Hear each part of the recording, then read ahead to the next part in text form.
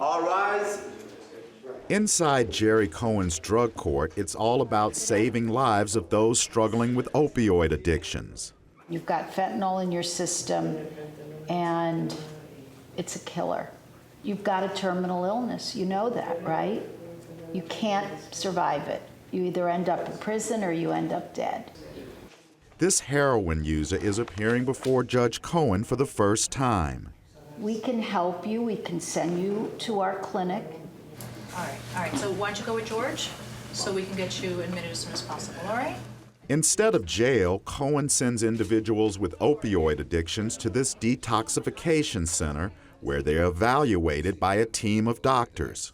The Suboxone's definitely helped. It's helped with the cravings and... We have to treat the patient. There's a chemical physical dependency and also the biological brain dependency. And so we have to treat both. I had my first baby and I got prescribed Percocets from the C-section. And from then on, I've loved them. Ashley Dunn was arrested and ended up in drug court. She lost custody of her first daughter. Now drug-free, Ashley's able to care for her second child who was born addicted to opioids. And watching her detox was the hardest thing I think anybody would ever have to go through. Because you did it. You know, I did it to her. You know, she's my motivation.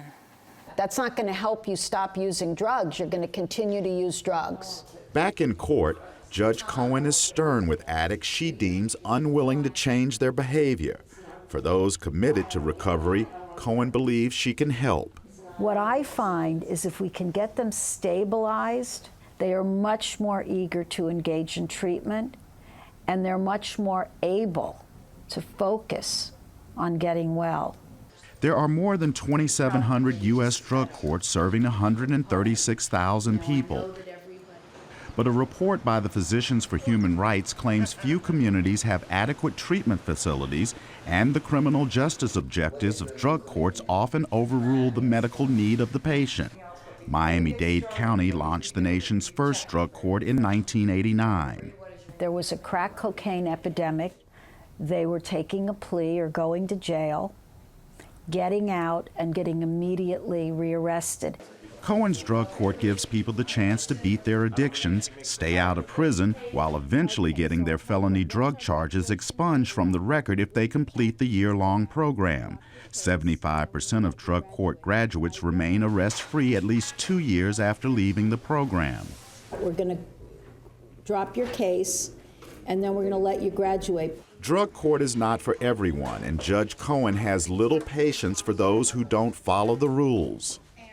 It's such a crazy story you're telling. Go back and give me a urine sample. How long have you been using oxys and morphine, and how long? A couple of months. That's not true. I don't think that sick people should be in jail. I don't want them dead. And sometimes I have to, take them into custody because I want them to be alive. I want them to have a fighting chance at least.